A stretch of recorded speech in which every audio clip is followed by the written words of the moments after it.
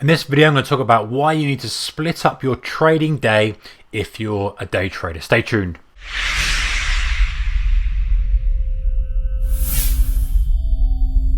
Hey traders, a very warm welcome to you. So if you're a day trader, what's the best way of approaching your trading day? Okay, now something that this has come from watching traders in the pit, and a lot of pit traders used to do this, is splitting up your day into distinct different phases and different categories of day. So for example, let's have a look. If we're day trading the DAX, I've got the DAX up here. I've picked any kind of day, it doesn't really matter. How do we split up the day so that we can adjust our strategy specifically for that time period, or avoid getting caught out in different things? Let's have a look. So obviously the DAX is opening at 8 o'clock UK time. So that's our initial kind of line in the sand, and we've got pre-market, which we can get involved in if we have a strategy for that. That's fine.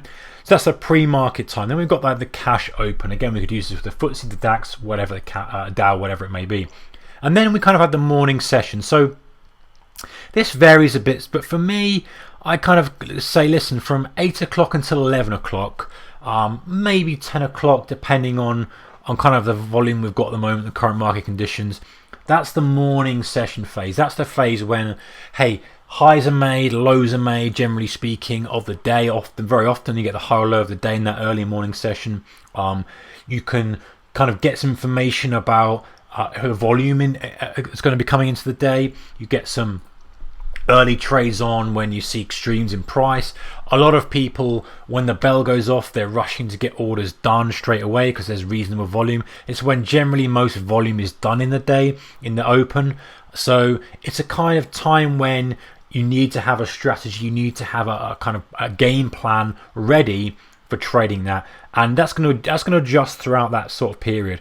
Maybe in the first kind of 15 minutes you have something, then maybe in the next hour you have something. Maybe you can split that up into subsections, but that to me is a kind of trading section or segment on its own. That 8 o'clock till 11, I mean sometimes 10 o'clock period, that kind of zone is where things happen, money can be made, opportunities come out. And then for me, you've got like a lunchtime period. So from 11 till, let's say kind of 2 o'clock, maybe a little bit wide. Again, but you can adjust this either side, but this is kind of broad. So from then you've got, generally from 11 till 12 till 1, at least those 2 hours, it's very, very quiet. And so I'll put another little line in here, but I might make it a little bit dashed, a little bit less visible, because I want to kind of distinguish between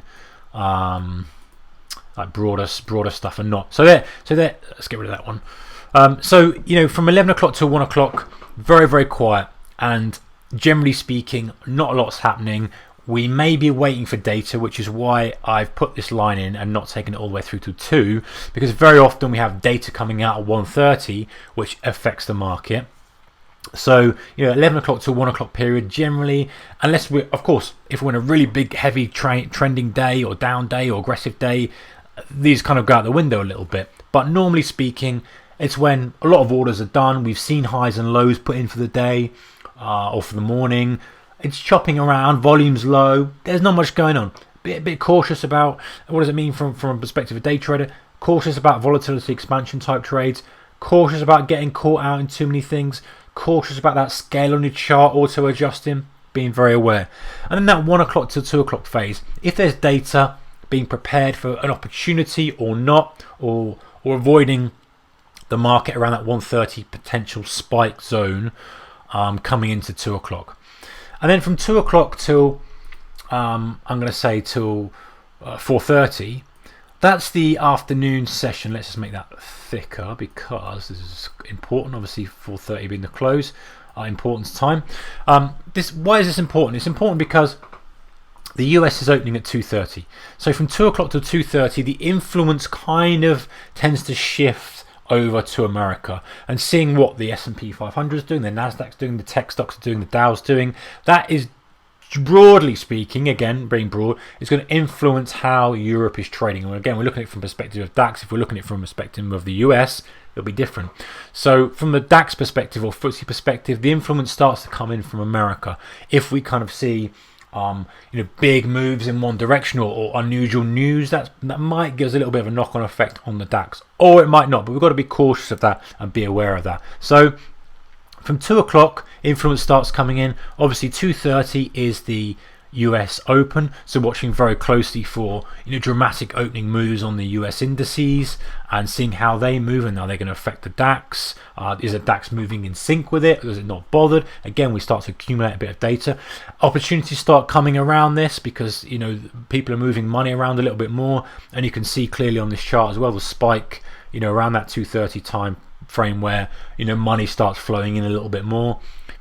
Some of the funds that are trading broadly trading or algos that are trading kind of Europe versus US kind of stuff, or hedging or messing or playing around, or even US people who want to get exposure to Europe but are not generally in the office or not executing trades until they can execute some US trades to kind of get the balance that they want. You get the idea. So that 2:30 period, watching that, looking from 2:30, bearing in mind as well that we often have data coming out at 3 o'clock, so being very cautious about a 3 o'clock spike in data, a potential 3 o'clock spike for data in the US, and seeing how that might affect Europe.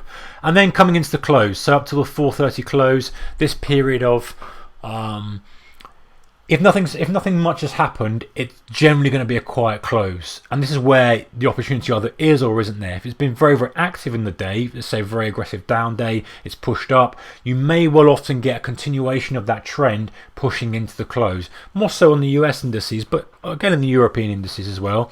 And also seeing how the US market very often it'll stretch itself, just come into Europe closes, and then it will retrace itself back. So being aware of that with the DAX. So what have we got? Phases we've got the opening phase of kind of opening 2 hours. We've got that lunchtime phase there, which we split into two depending if we've got data or not, and then we get that US influence coming in, so we're aware of that, and then we're trading the afternoon session, which is kind of the 2 o'clock till 4:30. Now we could split this up even more if we wanted to, depending on the day type, but broadly speaking, now we've got our 3 or 4 sections that we can work off.